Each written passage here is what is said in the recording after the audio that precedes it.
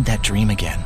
My small business needs to hire, but I don't use LinkedIn, and I hire wrong. So then I'm doing IT, and when I go to plug the servers in, they become sentient, and they won't let us access our network unless we forward their chain emails and memes to more and more and more people, and then I wake up.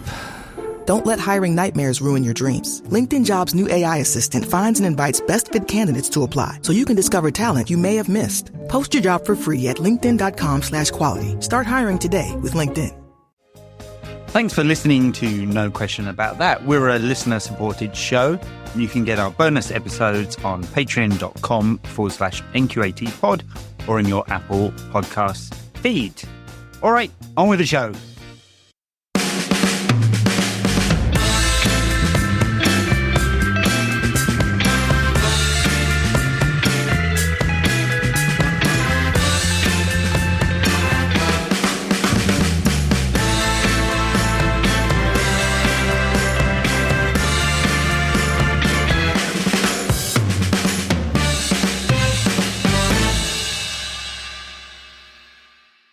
This is No Question About That. I'm Ed with Daniel today, and we've got a comfortable victory over Everton to talk about. United scoring goals. Josh Zirkzee on the score sheet. Marcus Rashford on the score sheet. What madness is this, Daniel? How's it going anyway? I'm good. How are you? Yeah, doing all right. Up at 5:30 this morning to catch the game, or even earlier. In fact, I managed to never miss a game. My body clock just says, get up. United playing. Yeah. So you didn't set it alarm? I didn't. I just woke up at 5 and I was like, yeah, all right. But would you ordinarily wake up at 5? No. It's the brain is trained. Whenever, I don't think I've ever missed a game through stupid time. Even when I'm, How can you monetize this skill? I can't. Do you remember the show? You Bet? I don't think I ever saw it. It was it? Not Bruce Forsyth, Matthew Kelly. And a member of the public would say, I can do X. So it would be, there was one guy I remember who could tell you what a car was from its back headlights, or I can identify any shark. And they would then, the celebrities, there'd be 3 celebrities, and they'd all say, yes or no, I think you can do it. And the studio audience would also say, and if you were right, you got however many votes the studio audience got right, something like that. And the catchphrase was Matthew Kelly going, do you want to bet on it? And then everyone would go, you bet! Like real, bottom drawer behaviour. And I feel like, can Ed wake up on time for every United game of the season? I mean, it wouldn't struggle to fit into a 30-minute TV slot, but I don't think it's a skill. It feels like compelling viewing to me. Yeah, well, United compelling viewing, a 0.73 XG, but 4 goals is the statistic that really matters. I know. It's like, I was looking at that game. Right, because two of them were tap-ins. Yeah, I know. Yeah, I think those were the tap-ins. I didn't love the team he picked. And even though they've won 4-0, I still kind of don't, because although I appreciate he's trying to give everyone games, and he's also trying to have a proper look at everyone. Yeah. Part of me is saying just at least keep your nucleus of the players that you think you can go forward with. Pick them in all the games, more or less. Take them off if we're winning, sure. But I felt like, I mean, I know he scored twice today, but I feel like, is Zirkzee going to be a first choice for you? No. So that was what I thought before the game. Why is it like this? Casemiro and Maina is not a midfield. We saw in the first 20, it wasn't the midfield. Yeah. So they got why quite a bit in the first 20, yeah. And it's just those same spaces to which we became so accustomed. Yeah. I mean, he's been kind of clear, hasn't he, Amorim, about wanting to see all the players in different positions. He's kind of quite detailed on what he thinks of the players in various positions. I mean, he talked about Zirkzee and saying he's got to get in the box more. He talked about Fernandes, and he didn't like him in those roles where he has to play with his back to goal. In the first 20 minutes, he was getting balls with his back to goal on the left-hand side of midfield all of the time, and then having to play inside into dangerous areas. And so something wasn't quite right about all that. But United had a lot of success playing those sort of more direct passes into wide areas. The link up between Ahmad and Masraoui and Martinez and Dalot and sort of Bruno, worked pretty well. All those balls over the top for Marcus Rashford to run onto. Of course, why he scored his second goal, but also create space aside from that. So you can kind of see like the identity of this team building, but he's trying to work out which pieces of the puzzle go where at the moment, I think. Yeah, I think that's right. It felt like there was some of the pieces in the team today that we know aren't ever going to be there. And it's all very well what he says about Bruno. I read it slightly differently. I kind of felt that he was also saying that he didn't feel that he had anyone who was better than Bruno in the midfield too, to move the ball forward. So that was one of the reasons he was playing Bruno there up. Does anyone think that going forward that's going to be his position in that two in front of the defence, in the pivot? Seems unlikely, doesn't it? Yeah. I mean, it's the risk with Menu in there, isn't it? Especially if you're playing one deeper player. Like Casemiro today, who was his average position, is basically sitting in front of the back four. On his arse. Three. Yeah, or on his arse, sliding around, Or whether it's Duarte later on, the challenge with those, whatever pairing there is ball progression, right? That's a skill that's kind of lacking from Menu's armory at the moment. We want him to move ball forward quicker and be more progressive with it. So you can kind of see why in certain games you'd be tempted to play Bruno in there, especially when Leeds United get a lot of possession or be on top. I mean, that's what he did against. But a glimpse. Today was a little different because like Everton got a lot of joy playing through United's midfield for that first, 20, 30 minutes or so. And they were very competitive. United couldn't progress it at all. A lot of wayward passes. Felt like they couldn't play out of the back. And all of a sudden, like especially the first goal kind of opened it up a bit. And not really, I think, because Everton were trying to attack more, but they were especially finding those balls into the channels. Like, really worked. And it kind of helped the United target. Jared Branthwaite played out of his arse today as well. That was useful. Yeah, I mean, at the back, it is still that they're just getting left with much too much to do by the midfield. And so I realised that what I'm about to say is fucking stupid, and sometimes I don't. But I'm going to say it anyway because I'm like, there is a problem in midfield, and so here's something that is not bothering me. But so Mazraoui, I think, has been great since we signed him. I think he's great on the ball. He's got amazing composure. He's great under pressure. We know that he can defend 1v1 because he's a fullback, so he must be able to do that.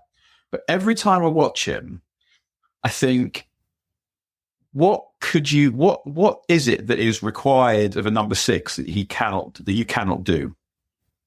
And one of the reasons I say that is because we still feel like we need someone for that position. And another reason is, what is Mazraoui?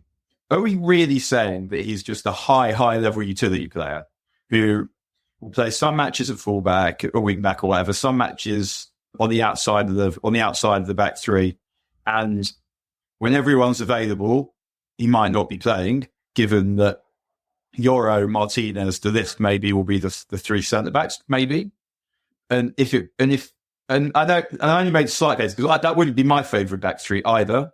I just think that if Yoro Martinez are 2, does the other guy need to be more physical than Mazraoui is?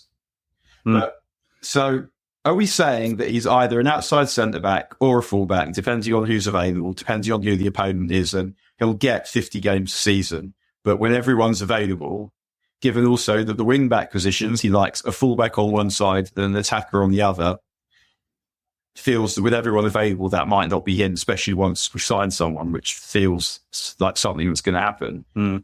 So are we saying he's that?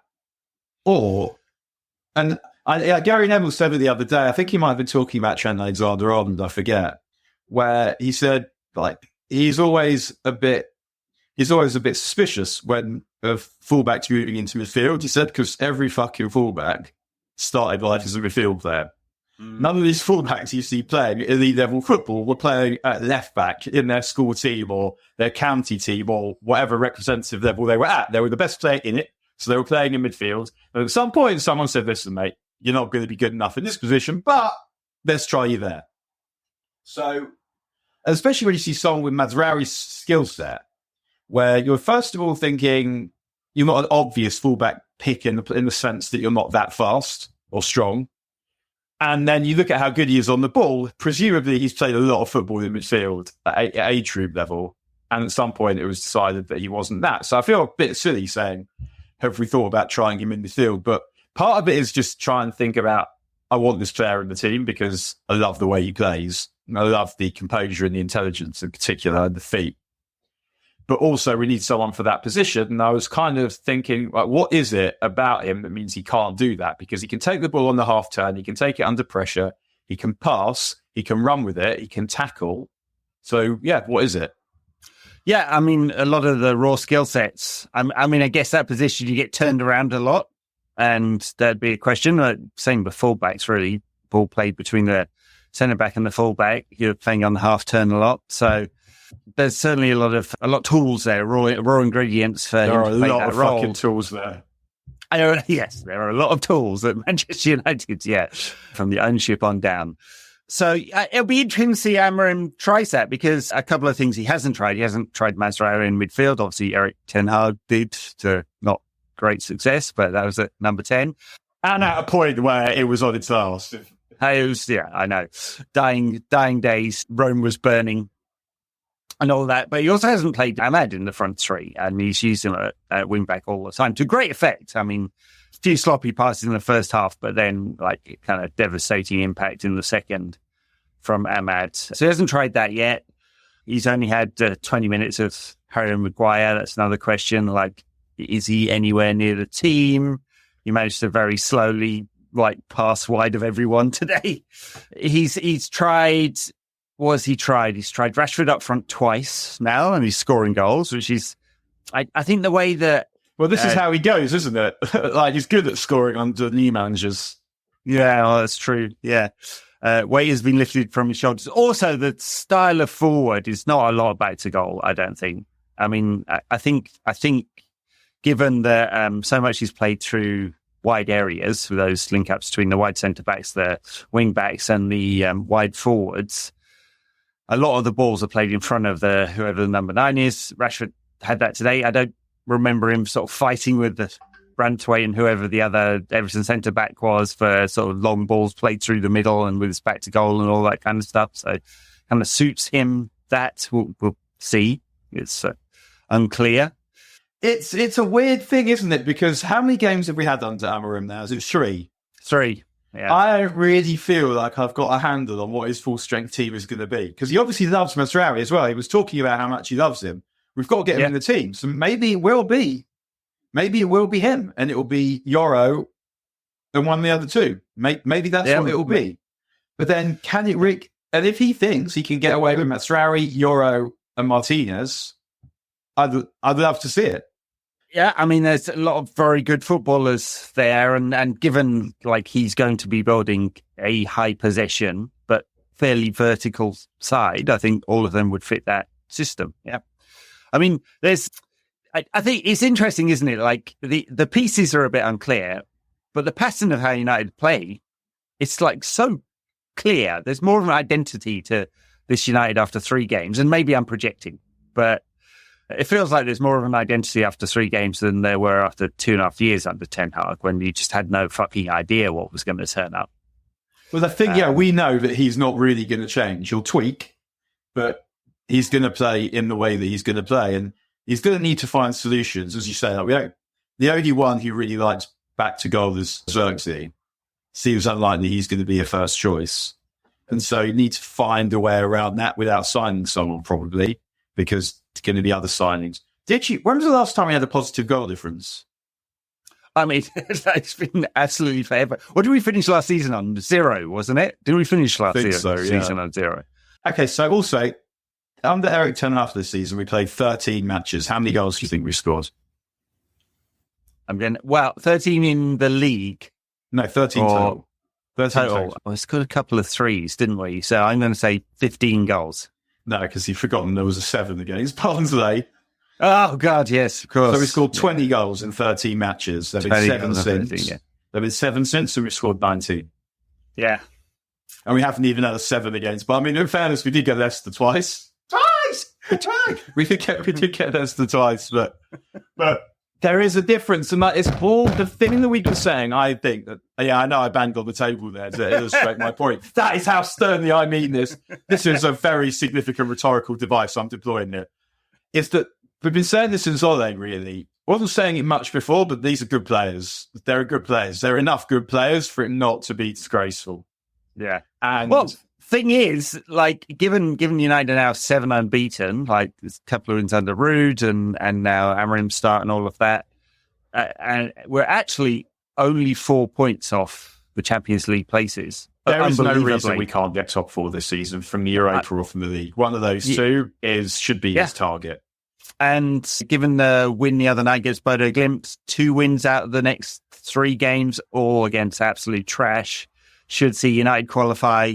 So, do you know what I'm doing right now while we're doing this? It's almost looking all right, Dan. I'm watching Bodo Glimt because you're watching Bodo Glimt. I need them for. I've got them to need them to compete in the accumulator. Oh yes, what a goal! They were 1-0 down 5 minutes ago in a top of the table clash against Lillestrøm. And they just scored twice. Isn't this to win the league for Bodo Glimt? I think it's something. It's a big game, yeah. I mean, I don't know if Lillestrøm was second, but the odds Bodo Glimt was something like 7-1 on to win. So Lillestrøm must not be good. But they were. It was 1-0, but it's now 2-1 to your Bodo Glimt of this world. Just on the straight half time, brilliant ever. What a player! Don't know what a is. Since we're doing diversions, I was watching the cricket this week. England beat New Zealand. And because in the Kiwi accent, when they keep talking about the beating, it's great beating, and I'm like, what? Everything's with this extended E. Kiwis call me Eid. And really, because for me, like, the thing that I can tell them, because obviously when you're not totally familiar with Antipodean accents, the thing I always look for is chaps instead of chips. It's like it's the U instead of an I, and just a little bit closer to South African accent. Yeah, no offense, New Zealanders who seem to be generally quite a great bunch of lads. top lads, yeah. All right. I mean, I was just saying before we went into the cricket and the betting, like, are we good? Are we decent? Are we nearly good? We look like we could get to be good. Something I'm quite liking about Amorim, and I know I bitched about this before, and it's going to sound like I'm being hypocritical. I wouldn't have changed as many players. But the fact that he's doing it and he's making changes early is a sign of confidence. Yeah. He uses his subs all the time. And Ten Hag, it felt he didn't have it at the beginning, and he started to get it in that first winter. Then he lost it and never got it back. Yeah. But this guy seems to be more convinced that he belongs and is going to back himself in a way that, I mean, maybe just it went so bad at the beginning. It was so wrong at the beginning that Ten Hag could have backed himself. How could he possibly back himself? We just lost fucking 4-0 to Brentford. But it feels like what he's trying is coherent. Mm-hmm. And I'd still, as I said, like I'd love to know what he thinks the first team's going to be when everyone's available. Yeah. I don't ever want to see Casemiro and Manu together again either. And I think what I feel about Casemiro now is when you look at our squad, I would only play him with Ugarte, I think. Yeah, to have that extra safety, yes. I don't want to see Casemiro to 6 too often. I mean, today, okay, against Everton, they're dog shit. They're really bad. Like, they can't score any goals. Their top scorer has 1 goal or whatever it is. So, but I tend to agree. I would like a progressive passer in there. And Duarte is in this system where he's asked to clean up the mess in front of the back three. He's going to do really well, I think. So it's almost like they bought him for him. They pre-bought him for a Amorim system. All right, let's talk about some of the goals. I haven't even mentioned them because actually some nice goals. Can I just have a quick quiz question? Goals in general. Yeah. When was the last time United scored 4 goals or more in the league? I would say it's gonna be, well, it'll be an Ollie ball game, won't it? And I can't think of what it is. Tell me. August 2021, 5-1 Leeds. Wow. Ah, yes. When everything looked beautiful. When Varane, what day that was. That is, of all the 4 storms, that might be the greatest, that one. How quickly it suddenly went to shit. When it looked like, oh, it's still good. But that is That is disgusting behaviour. Nearly 4 years of it. Wow. 88 matches, says Colin Miller of The Athletic. 88 games since we last scored 4 goals. 5 managers, including the interims. But yeah, it felt like we could and should have scored more. Could have had at least 1 penalty, maybe 2. But yeah, the goals. I mean, the first one obviously was the bang of shy. Well, I mean, it's a floating ball to the edge, and Rashford's side puts it. I'm not sure. He hit it quite nicely, I would say. Yeah. It was all right. It's nice technique. Was it going in? He got that one? He was given that one. It wasn't. I would say it was on target. It was definitely on target, and it might have gone to the corner. It wasn't. It might have gone to the corner. Yeah. Right. Jared. Is Jared a footballer's name? Do you think? Jared's nobody's name. It's a terrible name. So, yeah. Sorry, Jared. I mean, he comes from the Hebrew Yered, which means to go down. Right. As he did for United's 3rd goal. He was terrible today, Brett. As he probably felt maybe his dad should have done. I know United's football people. Yeah, dearing me. Sorry, that took a while. it trickled in there. Yeah. United's still interested in this guy because every time I've seen him this season, he's been terrible. I have not seen much of Everton this season. I like what I've seen of him previously. Yeah. And prophilically, he's ideal for that left centre-back role. Like, he's big, he's strong, he's good on the ball, he can use both feet. So it means not only can he play in those open it up with the left-footed passes, but he can also play the round the corner balls with the right foot. So in terms of if the right player if he's good enough, which is actually the case about quite a few players, that you can see that you're players who are the right kind of player, but in the end, it always comes down to quality, really. Mm-hmm. And yeah. The second goal, Josh Zirkzee, tidy finish from him. Not really seen much of that, have we? A good pass, a captain's pass from Bruno, just laid it on the plate, rolled it in with the left foot.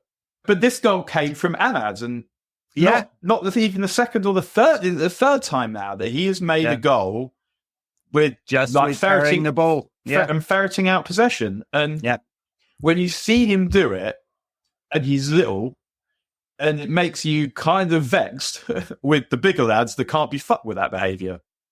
Messi was good at this as well. Yeah, absolutely right. Yeah, winning the ball. And what it is, a lot of it, I think, is perpetual movement. That he's so rarely on his heels that when someone dwells on it, he's already at you because he's planning to be at you anyway. There's also a little bit of Tevez in the way that he does it, but just not. Ratty little bastard, yeah. But not into running into a wind tunnel. It makes you wonder, I know this is not an original thought, but Ten Hag played Anthony ahead of him 19 times in a row last season. End of last season. Like, what was he not seeing in Ahmad last season that we're seeing now? Because I think, the style of performances, I mean, obviously he's improved as a player, but the style is reminiscent of his time at Sunderland. I guess he's got personal connection with Anthony and also personal responsibility for Anthony in the sense that he brought him here. So then discard him is not good pastoral care. But also, he thinks Anthony's good. That's why he insisted United spend 90 million on him.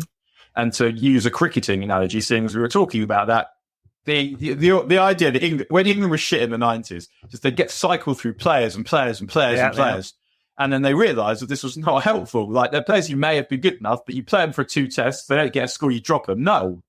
And so the cliche has become, it's better to give a player 1 match too many than 1 match too few.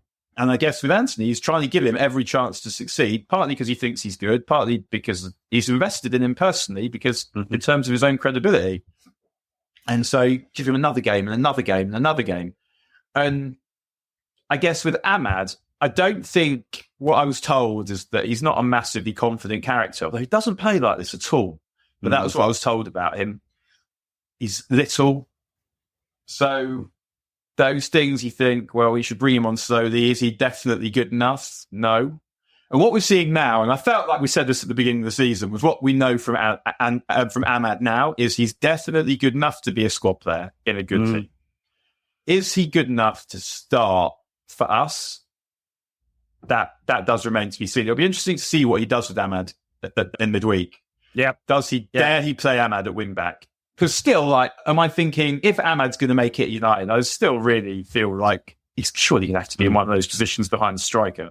When Sporting beat City 4-1 recently, he didn't really change the players much, like from their normal. He still played attacking players. He changed his style, so they played basically a flat back 4 in front of a flat back 3, and it broke really, really quickly. And be interesting to see whether we're a bit more conservative against Arsenal, who are scoring a lot of goals at the moment. Yeah, this is probably we've got them at about. We could have done with them a few weeks ago. Could have done with it, especially we'll be out without Martinez and Maynard, of course, on Wednesday because they both managed to get themselves suspended. Joy. I was like, how is that possible? They're supposed to be injured all season. That Martinez one was so fucking stupid. I know. In that you're winning 3-0, you don't need to do that. And then why are you protesting like you've been wronged? It's just ridiculous. You shouldn't have done that. So what? Yeah, maybe that's why it brought Maguire on. I mean, who are our centre-backs? Do you have the bottle to go like Mazraoui, the Ligt, Shaw? Yeah, I don't know. I mean, I sort of prefer it to Harrods. Yeah.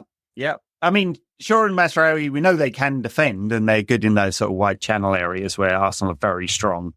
I mean, who do you want on Bukayo Saka, who's in sort of the form of his life at the moment? Be interesting. Before we get into Arsenal, round out the goals. Yeah, just back to Ahmad. It's the tenacity to constantly be on the move, and also what I really like about him is he follows the ball, and that's another reason he's always in a good position to spring, and he picks good passes. So that second goal, when he gives it to Bruno, also I thought at the time that Bruno had picked the wrong pass.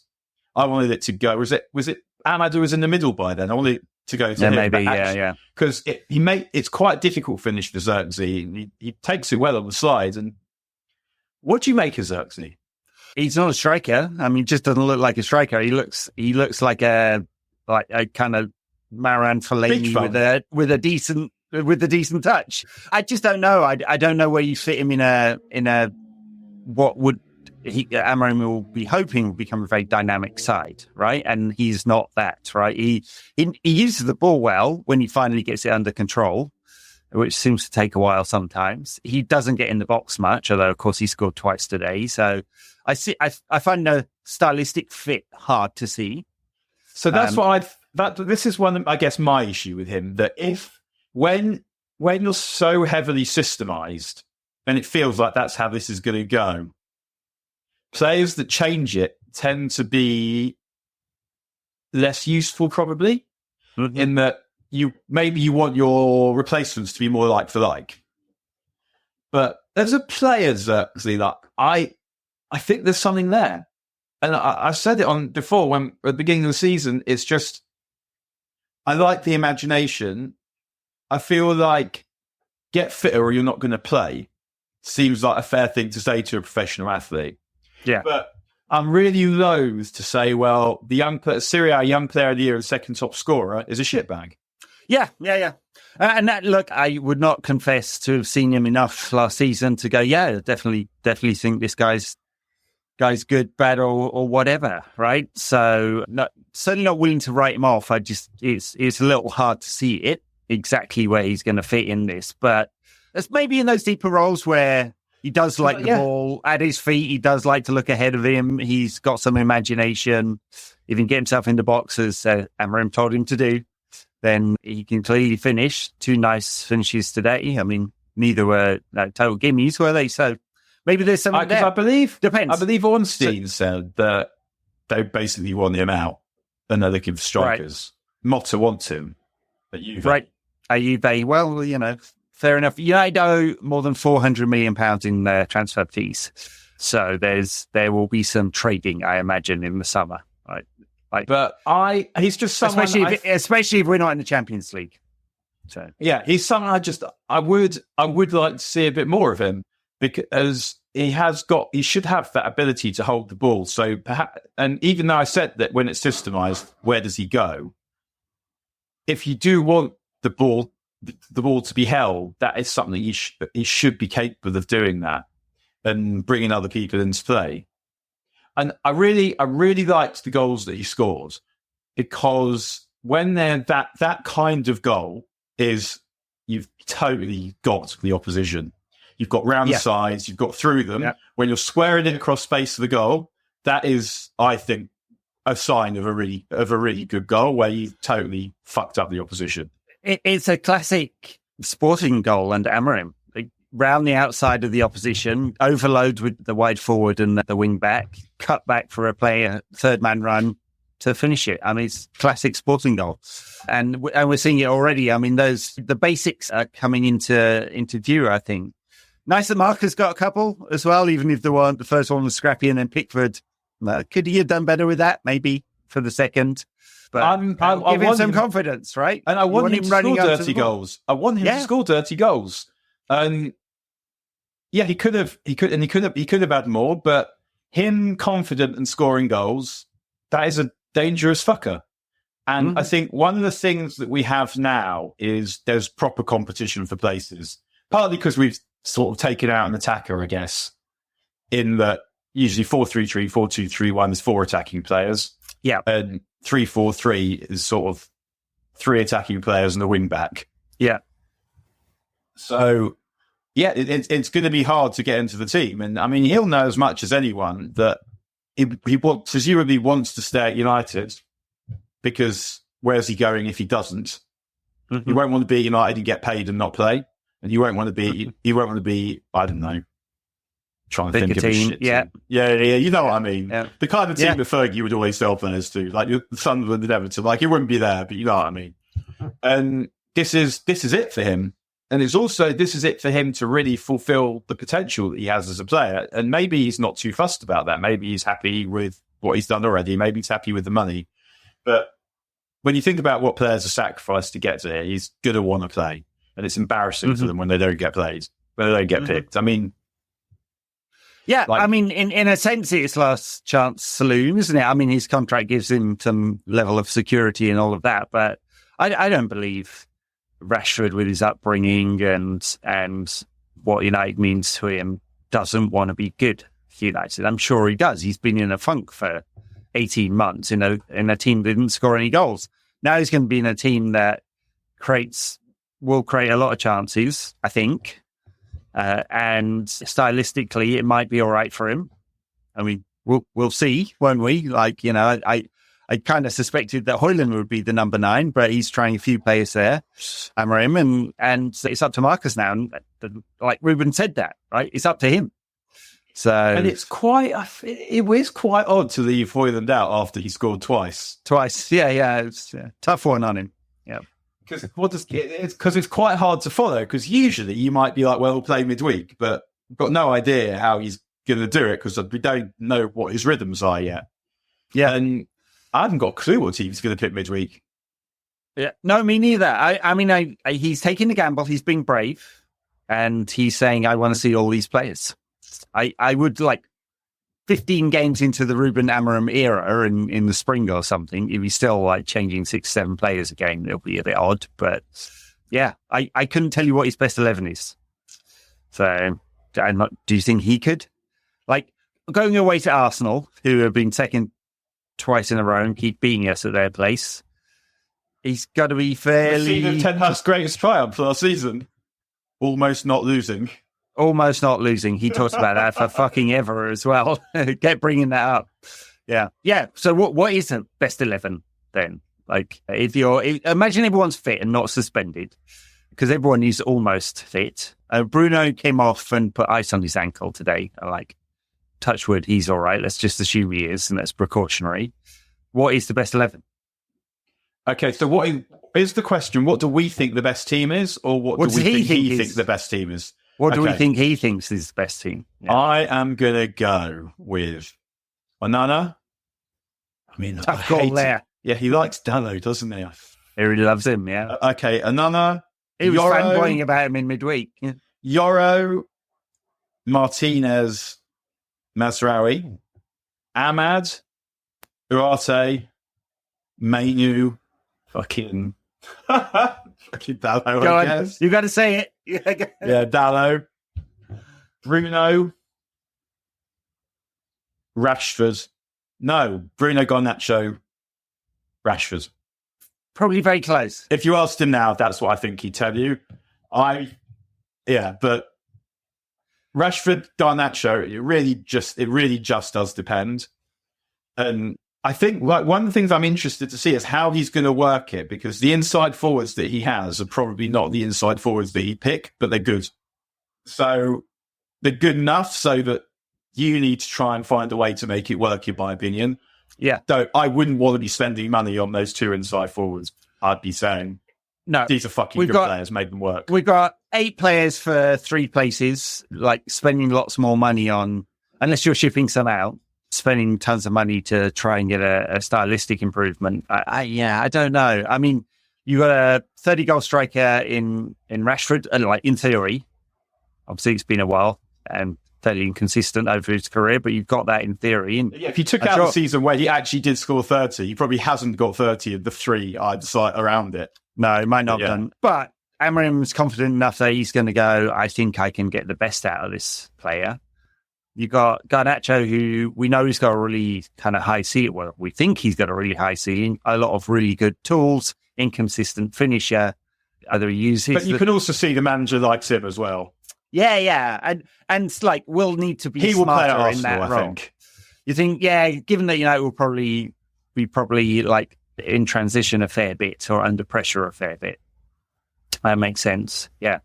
I guess the challenges are like he loves Dalot apparently, or he's just been nice to him. But it doesn't feel like a strength wing back when you look at Ahmad like skinning people on the other side. And then can you develop Mainu enough that he's going to progress the ball out of midfield? So fucking Neil Strong have equalised, man. Oh dear. I hate it when Neil Strong do that. People listening to this on a Tuesday or something will be going, what? Oh dear. How many have you got in your ACCA? This is, I've got coming as a horse at around Madrid, and I've got this and Porto at home to Cassiopeia, who are a team I haven't even heard of. I mean, no less it's Cassiopeia Park in Watford. And they've somehow migrated to the Portuguese league. Seems unlikely. But anyhow, so yeah, I think it will be out. I think it'd be. Do you think he'll play Ahmad midweek? Yeah, I mean, he seems to like him. I think he might have to. Yeah. I mean, he played, as I said, he played attacking players in systems where, like, ostensibly they were being quite defensive. I mean, they had 20% possession against City and scored 4 times. So I think he will. I think he'll want that sort of direct carrying ability. I mean, I guess it's also the case that Arsenal are much stronger on the other side. So it so happens that you can play Ahmad on the right hand side and not worry as much about Arsenal's left side as you would if it happened it was the other way around. Yes, but yeah, exactly. How much will Diego Dalot shit the bed against Bukayo Saka? It's not just about that, though. It's also about what kind of help is he going to get? Because presumably now, without Mainu, the midfield 2 is going to be Arte and Casemiro. It will be, yeah. So I guess you're going to have you'll want Arte on that side because he's going to have to cover it. He's going to have to cover a lot of ground. He is, yeah, and try and stop those overloads and force Saka to carry it 1-on-1. Yeah, all right. Well, we seem to be talking about Wednesday's game now anyway, so we've moved on from a comfortable victory against Everton. So, I mean, does that, like, given it will be 3-4-3, major changes? I mean, assuming it is Arte and Casemiro, Bruno's one of the front 3. Rashford, because he scored twice today, does he stay in the team ahead of Højlund? Probably, right? Yeah, I think so. And Garnacho will be the other one, especially with the ball carrying. Do like that kind of balance. And then Martinez is unfit, so one of Shaw and Harry Maguire coming in. Martinez is suspended, no? Suspended, that's what I meant, yeah. So, yeah, is it Shaw or Maguire that come in for that one? I mean, Shaw's played more, like you said, 2 substitute spells, hasn't he? Now in these 3 games. It's just, I always find it frustrating when you're wasting appearances on players that don't have a future in United, and Maguire to me is one of them. I mean, Shaw doesn't have a great one, but I would go for Shaw, because then the other thing that I'm just thinking about is that Arsenal are good from set pieces, and it might be decided that Maguire is necessary. It's just with him and De Ligt in the same back 3, there's not a lot of mobility there, is there? There is not a lot against a a few of those nippy forwards. United seem to be scoring from set pieces. Arsenal very good from set pieces, but Georgsson stayed on at one of the only coach from the Ten Hag era to stay on. But he doesn't seem to be coming out. I don't know if it is Carlos, whatever his name is, one of the other coaches that was on the touchline every time United had a set piece. So I'm not exactly sure what Georgsson is doing. Putting the cones out. I mean, Well, and also, how many goals do we score from set pieces? we've got at least a couple this season. It's not. You wouldn't look at it and be like, you must keep him because it's been brilliant. No. 3-2 Bodo Glimt. I love Bodo Glimt. It does feel like one of those games. Sometimes watch a game, it's like this team can score really like whenever they want. I mean, they do seem to be quite a good team relative to the Norwegian league. Yeah. He said in total ignorance of the Norwegian league, apart from this one game. Just say it with total confidence and people will believe you. Yeah, it's all right. Like it is possible in this day and age that there may be people with it like, I'm just passionate about Norwegian football. For sure, yeah. You can. Which is not to say that people shouldn't be passionate about Norwegian football, but it's like you just come across people in my line of work and start, I'm an expert on the Greek league. Which is, I actually know, I respect the hustle, what people are doing. You're saying, okay, where is there a gap? This is hard to get into. Yeah. Let's do this. And maybe I am your elitistarian god. I think you should be. Also half the season's played in the summer. So I remember Ole said about the Norwegian league was that it was hard to get an atmosphere going. This is weird. The things you'd never think about. Okay, why is it hard to get an atmosphere going in the Norwegian league? I don't know. Well, what do we know about small Norway? Country? It's bloody cold. Right, it's cold. It's dark half the year. It's so cold. So extrapolate from there. It's cold. So this is like a job. This is like one of those interviews, isn't it? How many plug sockets are there in the world? It's cold. So you think they'd want to jump around, dance, and like no. So people are wearing gloves. Yeah. All right. And it muffles the noise of the clapping. Wow. And thought about that. Things you never think about, but yeah. No. That's Daniel. That's why I failed my Cambridge interview, and you did not. So apparently, what a lad. When I got asked the question, it said, looking at the reference, it says here that you're a troublemaker who didn't do any work at school. What do you have to say about that? It's just, hang on. I can't obviously deny that shit was true, and actually quite mildly put, but that's not meant to go in references, that kind of shit. It's not. It's definitely, I mean, I guess maybe it's a pleasing lack of nepotism, given that the person that wrote it spent 30 years working in the office next door to my old fella. As in, like, he was a deputy head and so was she. Yeah. But so back to Arsenal, I think the team we'll see against them will be, I think Onana, Mazraoui, Delist are going to play. Is it only, are the only options, basically, Maguire and Shaw? Yeah, I mean, Yora's been training, but obviously had 0 game time, so there's not a chance he's tossed together for his debut, having been out for 5 months in this game. There won't be him. He's not even on the bench yet. It's one of Shaw and Maguire, I imagine. Ahmad, Casemiro, Ugarte, Dallo, Bruno, Garnacho, Rashford. I don't think won't be far off. No, it'll be that. It wouldn't shock me if Højlund came into the side just to fight with Arsenal's big unit defenders, but that's very close to what it'll be. So I would think I maybe even look at that the other way. That I wouldn't want him getting into a fight with their big lads. I'd be tempted just to play someone that totally was disinterested in that. Yeah, uninterested. In the case of Marcus Rashford, and just trying to do something very different. But it is harsh on Højlund. He will then he's better than a Europa League striker. But I think it'll be something like that. Both him and Rashford are good subs, though. But you wouldn't want to face either of those fuckers having been running around for 60, 70 minutes first. Yeah, I just think at this stage, Rashford has more ways to score a goal than Højlund does. He does. For sure, yes. I think we'll see a lot out of Højlund under Amorim, but yeah, for the moment, that's probably right. And the style of play, I mean, Arsenal have been monopolising the ball. They got a bit defensive for a while this season, and although I didn't see whoever they beat in the Champions League the other day. Sporting. Sporting, I didn't see They that thrashed one. them. Thrashed them, yeah. The shackles seem to have come off in the last few games. Beat Forest, Sporting, and then I think the five main in thing, the first half against West Ham. Yeah, the main thing really is Odegaard's back. yeah. I hate to say it because I didn't, when they bought him for permanently, I thought, oh, that's good. Because for the same money, I'm sure they could have got someone better, but actually that's probably not the case.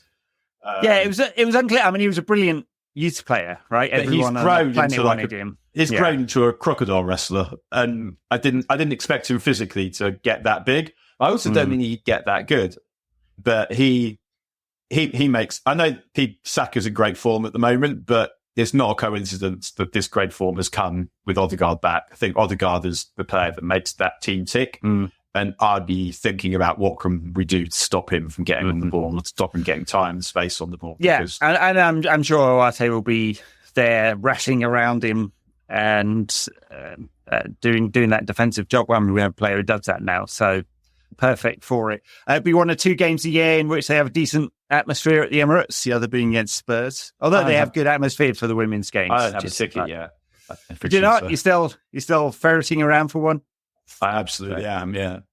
You will find one, no doubt. What will be interesting also is, does Amorim do what he did first Sporting against City and defend deep and just try and pick them off? Or is it actually going to try and control at least some of the game? And that won't be, I don't think, be reflected in the players he picks, more in the instructions that he gives them. And their composure. Yeah, absolutely. I think he's willing to play attacking players even in a defensive shape. So, yeah, it'd be interesting because United have had a lot of possession in these three games. Like, he's clearly seeking some control, right? So, but you'd imagine going away to Arsenal in great form. They do retain possession really well, so on. There will be a fair amount of United playing on the break and defending solidly with two sat in front of the back three and the two wing backs like doubling up to make sure there's no overlaps. Fine. That's fine when you're defending. And I'm interested to see how Ahmad gets on doing that because he is tenacious and hard to knock over. So if he wants to make that position work for himself, then it will be a really good opportunity because if I'm Amorim, these are the positions I'm looking to buy in, the two wing backs. So for sure, haven't got that long to convince him. But it's more in possession. How brave are we going to be with the passes that we make? And because generally he likes to move the ball through the thirds, through the middle. Mm-hmm. It's not like Ten Hag would get it out wide. And that was one of the reasons I think it didn't work for him because it's much easier for your players to get boxed and to get isolated in a sense when they're out wide. Whereas what I think is if you imagine the back three, what he likes then is a 2-2-2. Where there's like a line so that it's quite easy to turn the ball around the corner. There'll be another player there. Is he going to be brave enough to commit that number of players ahead of the ball? I would imagine we'll spend a lot of time without that many players ahead of the ball.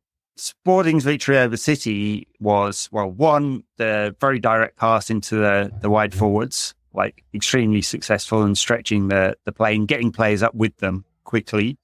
And the switch of play. We saw that today, actually, one of the goals. Nice switch of play from left to right, which, given that you have two wide players on both the left and the right, is possible, right? You can create those overloads. I suspect that'll be, rather than we go and we try and control possession, given that, even today, first 20 minutes, we were not controlling possession, right? There's a lot of wasteful stuff. No, quite the opposite.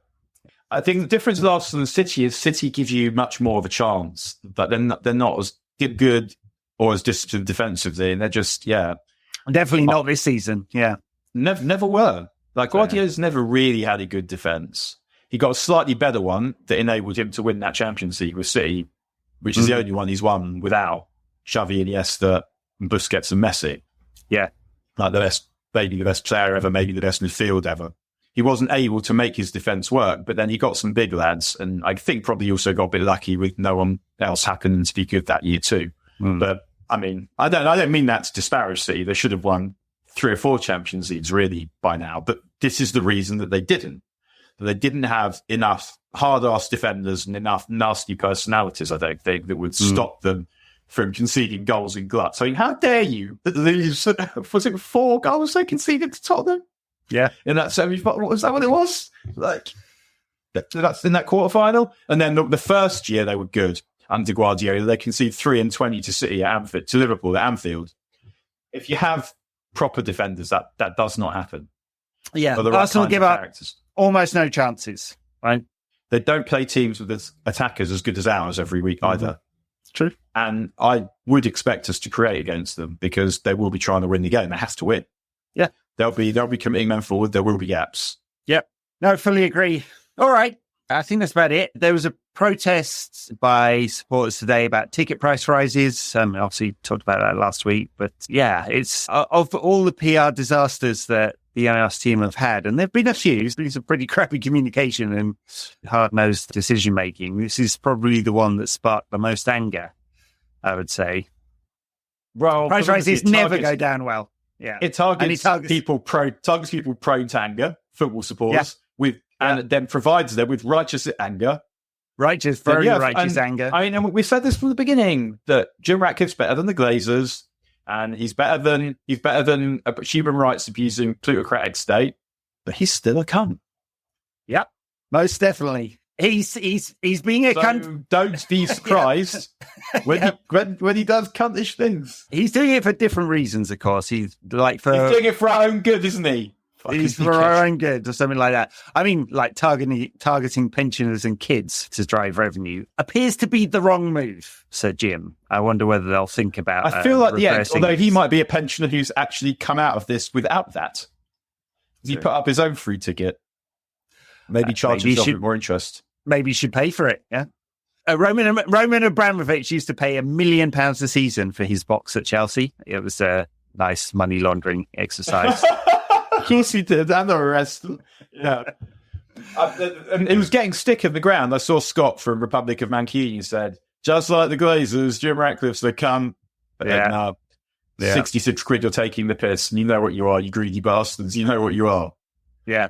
The greedy bit, I don't think, I'm fully on board with the righteous anger. It's not greed. I think it's not greed because they're not going to take dividends. This is not about making money. It's a legacy greed. Yeah, so you might. We're paid for the sins of the past. Bastard. Yeah. You legacy hunting bastard. I think there are probably more difficult decisions to be made, right? £550 million of debt owed to the banks, £400 million owed to other clubs, 200 million of which is due over the next 12 months. Yeah, there are some difficult decisions ahead. And if he's going to build his legacy, he's going to do it on the back of some unpopular choices, I'd say. Well, we'll see what happens, because the fans forum will obviously be raging, and we'll see what happens. But yeah, it won't look good when it's like this. They've known it won't look good that it's like this. So I feel in those kinds of situations, it has to be continued and excessive until it gets to a point where he's got to relent. Yeah. But we're not talking about that much money in the scheme of the numbers that you just iterated. Million pounds, yeah, a million a bit. Yeah, it's really not much at all. It's not even that. It doesn't cover that many tickets, and that's not a defence of it at all. I suspect over time they'd like to have far fewer season ticket holders and for single match. Again, this is still the opposite of what this is. United is not just about winning making as much money. Right, yeah, of course. Yeah, it's the experience of going. It's about being able to go. Yep. And it feels like he doesn't understand that. And it's weird for someone who claims to have started going at a time when it was dead cheap and when he wasn't a billionaire. Mm-hmm. But he does seem to have forgotten that. He is going to get told about it. And then I guess we'll see. But what I think he is mistakenly assuming is that if you win, then people will just accept this. Number one, they won't. But also, that's an if. If you were making that call at a time when you were winning, so the way that in the 90s or whatever, incrementally things got worse for supporters, but the football was good, United were winning. And even though it was getting dearer, in general cost of living situation, it wasn't that much. It wasn't that absurd. So that was sort of allowed to pass until it was too late, maybe. But now we're not winning and the prices are immense. So it isn't quite the same thing. You don't have any political capital and the money is too much. So I feel like if the pressure is maintained, then we might get some kind of result there. Yeah. Well, unpopular as they are with some sections of the supporter base, must have kept an open line of communication with the club. I mean, protests play a part, direct action plays a part. Both seen both of those have an impact of sorts. And then open lines of communication through MUST or the Fans Forum or the Fan Advisory Board are important too, right? And the message will get there that fans are not happy about this, and we'll see whether they do a U-turn or not. I'd be surprised. So Jim has quite a lot of fuck you money, but we'll see. All right, Daniel, let's leave it there. Thanks, everyone, for listening, watching, whatever platform you're on. You can head to Apple Podcast feed to get our backers shows or patreon.com/NQATpod as well, and catch you on the socials around. You're not back on Twitter yet, are you? Or I guess me and Twitter are kind of done. Wow. Well, you are on Blue Sky. I know. I do have like United Rewind on Twitter, but part of me was like, well, Twitter's so unusable now anyway. What would I get if you can sell Twitter accounts, right? I was kind of the what I checked for sold that. No idea. Yeah, I mean, you can make revenue if you go blue tick. I don't know how much engagement you need in order to make any kind of revenue. Anyway, all right, we'll see you around. Thanks a lot, everyone. Bye.